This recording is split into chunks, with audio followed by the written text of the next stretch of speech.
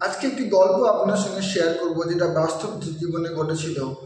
এই গল্পের যিনি নায়ক, তার নাম হচ্ছেন জার্মানি একজন বিখ্যাত দার্শনিক ইমানুয়েল কান্ট। জার্মানি একটা শহর ছিল, ছোট্ট শহর, যার নাম হচ্ছে কোনিংসবার্গ। কোনিংসবার্গ শহরে এই দার্শনিক উনি ওখানে থাকতেন। আহ, এই যে মহান দার্শনিক মিস্টার ইমানুয়েল কান্ট, এনার এত বিশ্ববিখ্যাত ইনি ছিলেন যে ওনার ডিসিপ্লিন নিয়ে চারিদিকে ওনার সম্বন্ধে খুব একটা চর্চা ছিল, যে এই ব্যক্তিটি প্রচণ্ডভাবে মাইনিউটলি সব ব্যাপারে ডিসিপ্লিন। যেমন যদি একটি উদাহরণ আপনার সামনে রাখি, উনি প্রতিদিন ওনার বাড়ির সামনের যে রাস্তা বা বাজারের রাস্তা ছিল, ওই রাস্তা দিয়ে ঠিক 3:30টার সময় বিকেলবেলায় হাঁটতে বেরোতেন। ইভেন ঠিক 3:30 বাজলেই উনি বেরোবেন। আপনার যদি ঘড়ির যদি ব্যাটারি শেষ হয়ে থাকে, নতুন ব্যাটারি লাগিয়েছেন, টাইমটা গন্ডগোল হয়ে গেছে, লোক ইমানুয়েল কান্ট স্যারের টাইমিং দেখে 3:30 বেরিয়েছে, ওই টাইমিং দেখে ঘড়ি মিলিয়ে দিত। কোনো সন্দেহ নেই এখন 3:30 বাজে, কারণ উনি বছরের পর বছর ধরে ডিসিপ্লিনারি ওয়েতে এই ঠিক 3:30 সময় হাঁটতে বেরোন। মাই ডিয়ার ফ্রেন্ডস, এই যে হাঁটতে বেরোনো, প্রত্যেকের ওনাকে দেখে টাইম মেলানো, এবং সকলে ভাবতো এখন 3:30 বাজে, কারণ ইমানুয়েল কান্ট স্যার এখন ওনার ইভিনিং ওয়াকে বেরিয়েছেন। একদিন একটা ঘটনা ঘটলো।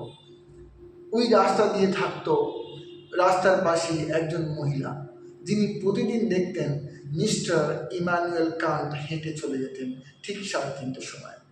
একদিন উনি আসেননি। এই মহিলা চিন্তিত হয়ে পড়লেন যে এত বিখ্যাত একজন দার্শনিক, ইনি অসুস্থ হয়ে পড়লেন না তো।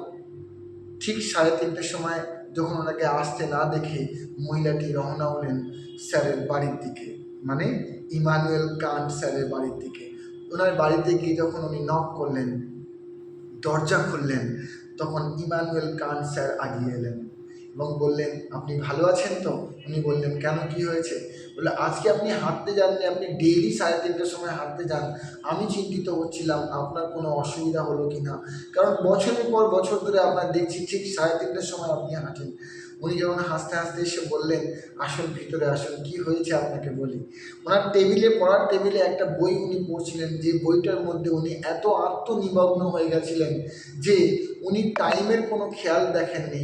উনি ওখান থেকে বেরিয়ে যে হাঁটতে যাবেন, সেই টাইমটুকু ওনার ওদিনকে মনে ছিল না। মাই ডিয়ার ফ্রেন্ডস, আপনি হয়তো ভাববেন যে এ তো খুব ভালো কথা, মন দিয়ে বই পড়ছে, বইয়ের মধ্যে মুগ্ধ হয়ে যাওয়া, এ তো খুবই উন্নত মানের একটা কথা, তাহলে এতে অসুবিধা কোথায়?